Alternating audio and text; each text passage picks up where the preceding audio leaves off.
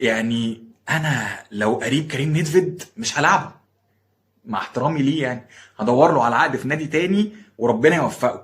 انما هو في الاهلي يا جماعه الراجل لا يرتقي لمستوى الاهلي، مع ان شوف الفرقه كلها واقعه ازاي، الراجل ما بيقدمش اي شيء. يعني كريم نيدفيد لا يقدم اي شيء على ارض الملعب، علشان انا اعتمد عليه على حساب عمر الساعي اللي انا كنت بقعده وبنزله في الدقيقه 90 91 وبخليه ما بيلحقش يلمس الكره مره. طيب هل كريم نيدفيد بيقدم اي شيء؟